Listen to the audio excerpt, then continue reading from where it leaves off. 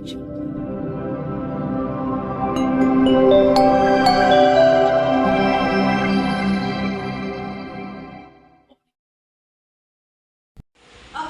kalau sekarang kalian sudah berkumpul dengan kelompoknya masing-masing, sekarang saatnya kalian mengambil semua media belajar yang kalian inginkan untuk berdiskusi mengenai kerusakan makanan yang akan kita bahas selanjutnya. Sudah siap? Silakan ambil medianya. Oke, apakah sudah siap semuanya? Siap. Kalau misalkan sudah siap, silahkan kelompok pertama untuk maju ke depan dan mempresentasikan hasil diskusi mengenai topik yang sudah kita bahas tadi. Silakan kelompok pertama maju. Assalamualaikum warahmatullahi wabarakatuh. Kami dari kelompok yang memilih media belajar melalui wawancara akan membahas tentang kerusakan pada bahan makanan, terutama pada buah dan sayuran. Di sini kami akan membahas kerusakan makanan pada terong yang sudah mengkisut, tomat yang sudah membusuk, dan buah pir yang masih segar. Banyak masyarakat yang merasa kecewa dengan bahan makanan yang mereka beli, contohnya seperti buah dan sayuran. Karena banyak buah dan sayuran dikemas dengan cara dicampur antara buah yang segar dan buah yang sudah membusuk, sehingga menyebabkan mereka mengalami kerugian bahkan tidak bisa mengonsumsi buah dan sayuran. Saat ini banyak masyarakat merasa kecewa dengan bahan makanan yang mereka beli, contohnya seperti buah dan sayuran, karena banyak sekali buah dan sayuran dikemas dengan cara antara buah dan sayuran yang segar dan buah yang busuk dicampur menjadi satu. Bahkan mereka merasa kerugian dan bahkan tidak bisa mengonsumsi buah dan sayuran. Supaya tidak tertipu dan salah dalam memilih sayuran dan buahan yang tidak layak dikonsumsi, ada beberapa cara untuk memilih sayuran dan buah-buahan yang berkualitas baik. Yang pertama, pilih buah-buahan dan sayur-sayuran yang masih segar dan warnanya masih cerah. Yang kedua, cium aroma buah-buahan dan sayur-sayuran yang kita pilih. Jika aromanya sudah tidak enak, maka hindari pembelian buah-buahan dan sayur-sayuran. Ketiga, sentuh sayuran atau buah-buahan yang akan kita beli. Jika dirasa sayuran atau buah-buahan yang kita beli sudah lembek, maka hindari pembelian karena itu sudah tidak layak untuk dikonsumsi. Agar tidak salah dalam membeli sayuran atau buah-buahan, di sini kita akan membahas buah dan sayuran yang tidak layak dikonsumsi. Di sini kami sudah menyediakan bahan makanan yang sudah rusak. Di sini ada terong yang sudah mengkisut, yang kedua ada tomat yang sudah membusuk, dan yang ketiga ada buah pir yang masih segar. Di sini kami telah menyediakan terong yang telah mengalami kerusakan. Kerusakan pada terong ini adalah mikrobiologis, di mana disebabkan oleh aktivitas enzim dan tidak disimpan di lemari es, akan tetapi disimpan di suhu ruang atau ruangan terbuka, sehingga menyebabkan terong mengalami kisut. Berikutnya ada tomat. Jenis kerusakan pada tomat ini merupakan jenis kerusakan biologis, di mana kita bisa melihat bahwa tomat ini sudah berulat dan menyebabkan tomat ini mengalami kebusukan. Banyaknya tomat yang busuk sering terjadi di pasaran karena penanganannya tidak terlalu dijaga, sehingga menyebabkan tomat yang segar terkontaminasi oleh tomat yang sudah busuk. Berbeda dengan buah yang ada di swalayan, seperti yang saya pegang, yang penanganannya sangat terjaga. Pada suatu hari, jika ada buah yang busuk, maka karyawan akan menggantikannya dengan yang baru, sehingga mencegah terjadinya kerusakan terus-menerus. Hanya ini yang dapat kami sampaikan tentang kerusakan pada bahan makanan, lebih utamanya pada buah dan sayuran. Sekian dari kami, kurang lebihnya kami mohon maaf karena kesempurnaan hanyalah milik Allah Subhanahu wa taala. Wassalamualaikum warahmatullahi wabarakatuh. Waalaikumsalam warahmatullahi wabarakatuh. Oke, ya itu tadi presentasi dari kelompok yang pertama. Silakan dia dulu. Oke, cukup. Nah, selanjutnya silakan untuk kelompok yang kedua maju ke depan menjelaskan, memaparkan kepada teman-temannya hasil diskusi kalian mengenai pertanyaan teman-teman kalian yang nomor 2. Assalamualaikum warahmatullahi wabarakatuh. Di sini kami akan mempresentasikan mempresentasikan tentang mengapa harga buah dan sayur yang ada di pasar lebih murah daripada di supermarket. Beberapa aspek yang membedakan harga jual di pasar dan di swalayan. Yang pertama adalah harga. Harga di pasar tradisional ditentukan dengan kesepakatan antara penjual dan pembeli. Harga jual produk pasar umumnya lebih murah dibandingkan produk supermarket dikarenakan dikenakan PPN, yaitu pajak pertambahan nilai. Nah, pajak ini digunakan untuk transaksi barang atau jasa. Yang kedua ada kemasan. Kemasan di pasar tradisional dan di supermarket sangat berbeda. Jika di pasar menggunakan plastik biasa atau plastik yang sudah biasa digunakan, dan yang di supermarket biasanya menggunakan plastik wrap. Yang ketiga ada penyimpanan. Penyimpanan yang ada di pasar seperti sayur, buah, daging dan ikan lebih segar karena dipasak langsung pagi harinya dan dalam tidak jumlah banyak. Kedua, di supermarket seperti sayur, buah, ikan, dan daging lebih lama juga penyimpanannya karena suhu ruangannya terjaga. Yang terakhir adalah lingkungan. Lingkungan supermarket sangat jauh lebih bersih daripada lingkungan yang di pasar, karena supermarket sangat mengedepankan kesehatan dan kebersihan. Bahkan, jika supermarket padat dari pengunjung, tidak akan terlihat lingkungan yang unik. Berbanding balik dengan lingkungan yang di pasar. Lingkungan di pasar, polusi bertebaran di mana-mana dan kebersihannya tidak terjaga. Bukan hanya itu, sayuran yang dijual kurang berkualitas. Maka dari itu, pembeli harus sangat teliti karena makanan yang rusak tidak baik bagi tubuh kita. Sekian presentasi dari kami, kurang lebihnya mohon maaf. Wassalamualaikum warahmatullahi wabarakatuh. Oke, mantap sekali, luar biasa. Selanjutnya, saya persilahkan pada kelompok ketiga untuk menjawab soal yang terakhir dari teman kalian. Apakah sudah siap? Siap. Ya, silakan maju ke depan. Assalamualaikum warahmatullahi wabarakatuh. Pada kesempatan kali ini, kami akan mempresentasikan mengenai kerusakan pada makanan melalui internet dan memapping.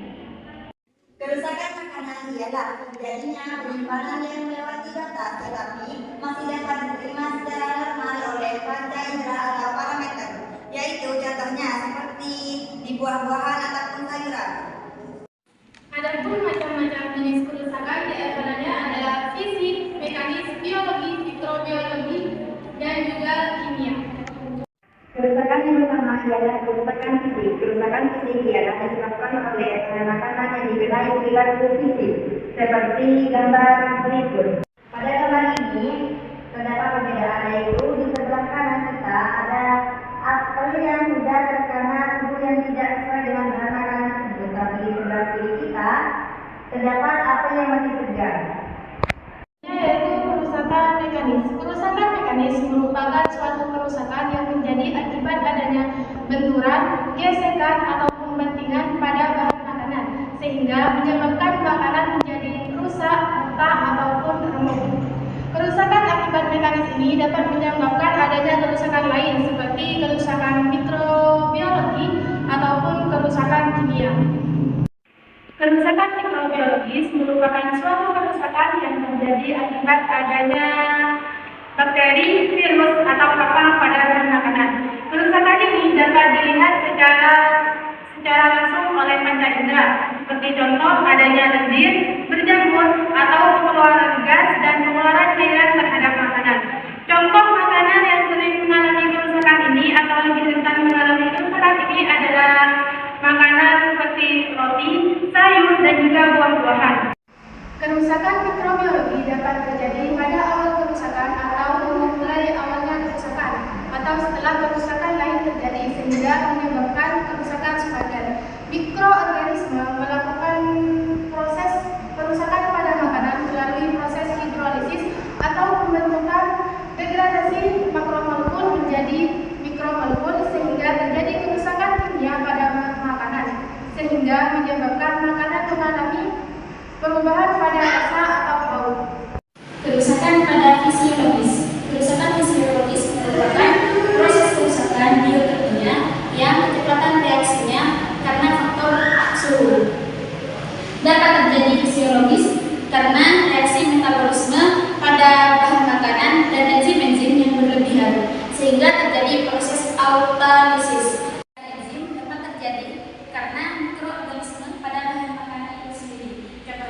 enzim pektinase pada buah-buahan. Karena menimbulkan kotoran, kulit tikus, dan menyebabkan kerusakan. Yang selanjutnya adalah kerusakan biologis.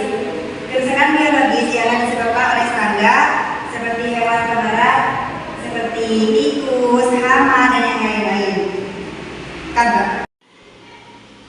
Contohnya pada gambar tersebut, di mana tikus memakan bahan makanan, itu menimbulkan kerugian yang banyak seperti meninggalkan lampu dan kotoran yang akan menimbulkan bakteri kepada makanannya.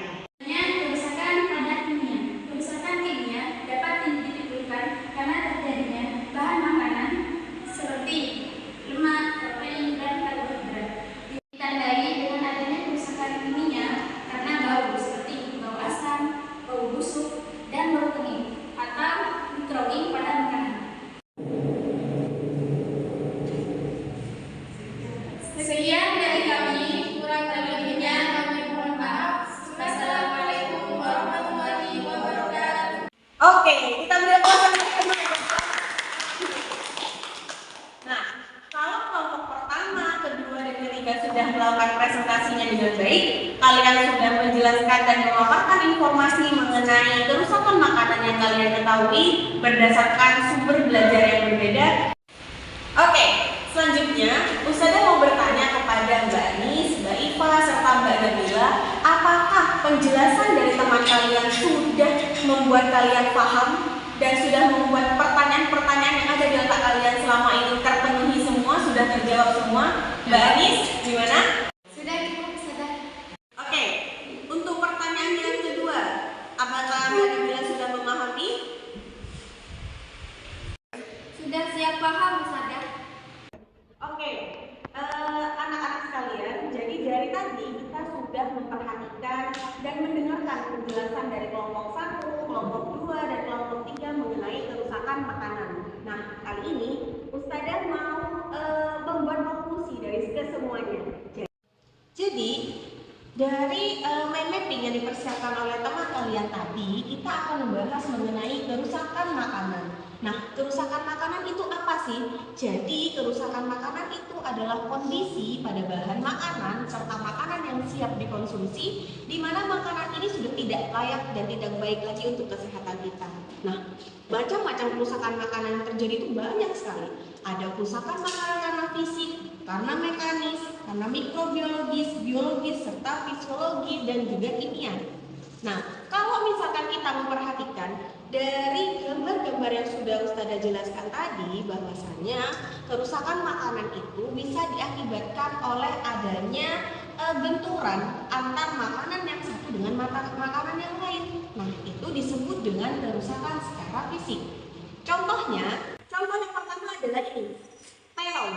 Terong ini salah satu sayuran yang selalu kita lihat setiap hari. Di dapur ada, ketika kita ke pasar ada, ke supermarket ada. Tapi bedanya apa? Kerusakan makanan yang terjadi pada terong ini adalah jenis kerusakan makanan secara fisik. Karena adanya hitam-hitam di sini disebabkan oleh adanya benturan antara terong yang satu dengan yang lainnya. Yang kedua, terongnya kisut diakibatkan oleh adanya perubahan dari suhu penyimpanan. Dari pasca panen, kita sudah melihat terong ini bentuknya masih bagus, tapi bertambah hari karena kita tidak menyimpannya di ruang yang dengan suhu normal, kita menyimpannya hanya di suhu kamar saja, dia sudah berubah menjadi kisut. Oke, contoh yang kedua adalah tomat. Nah, kita lihat di sini tomatnya sudah mulai busuk, ada hitam-hitam, bahkan sudah ada makhluk hidup di dalamnya. Nah, ini merupakan salah satu contoh kerusakan makanan yang diakibatkan oleh biologis. Ada makhluk hidup di dalam buah tomat ini yang menyebabkan dia menjadi rusak, tidak bisa lagi untuk kita dikonsumsi. Biasanya dua bahan tadi selalu kita temukan di pasar karena penyimpanannya, suhu ruangnya tidak dijaga, kebersihan tidak dijaga, begitupun tidak dikemas semenarik mungkin. Oke, jadi dari contoh kerusakan makanan yang tadi dapat kita simpulkan bahwa kita harus memilih bahan makanan yang bagus, kondisinya baik dan tidak mengalami kerusakan makanan. Contohnya pada buah pir ini. Nah, pir ini kita beli di supermarket. Artinya apa? Dia sudah dipilih, dia sudah dicek sebelumnya. Ketika panen sudah dipilih buah yang paling bagus dan penyimpanannya juga rapi, ada kemasannya. Nah, fungsi dari kemasan yang berbeda di sini ada sekat di tengah untuk memastikan tidak terjadi benturan fisik antar buah, sehingga tidak ada kerusakan makanan yang diakibatkan oleh benturan. Yang kedua, kalau misalkan kita membeli buah, sayuran, dan bahan makanan lain di dalam supermarket, di sana suhunya sudah suhu normal. Jadi, ketika kita membeli makanan berupa sayur dan buah-buahan di dalam supermarket, kita akan mendapatkan kualitas yang baik. Karena apa? Untuk penyimpanannya sudah dijaga. Jadi, suhu khusus untuk penyimpanan bahan makanan itu sudah disesuaikan. Nah, hal tersebut mengakibatkan kerusakan makanan itu bisa diminimalisir. Oleh sebab itu, biar kita juga sehat, maka kita perlu mengetahui apa saja sih penyebab-penyebab kerusakan makanan, serta bagaimana sih cara kita menyimpan bahan makanan kita agar bisa dikonsumsi dalam jangka waktu yang agak panjang. Oke, dari beberapa penjelasan yang Ustazah tambahkan tadi, apakah masih ada yang ingin bertanya? Silakan angkat tangannya. Apakah kita ketika akan membeli bahan makanan harus di supermarket agar tetap terjaga? Sebenarnya kita tidak perlu membeli buah, sayuran atau apapun itu di supermarket. Yang penting adalah kita tahu bagaimana cara untuk memastikan buah-buahan, sayur-sayuran serta bahan makanan lain yang akan kita beli itu dalam kondisi yang sehat.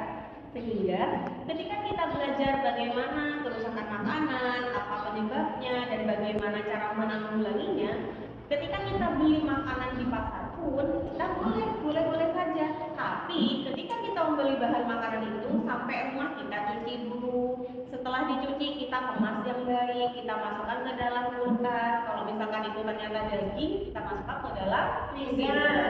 Seperti itu. Kalau misalkan semuanya sudah paham, berarti semua sudah siap untuk pulang? Siap. Sebelum kita pulang, silakan ketua kelasnya bimbing doa dulu. Duduk siap. Doa kafaratul majelis. Kalau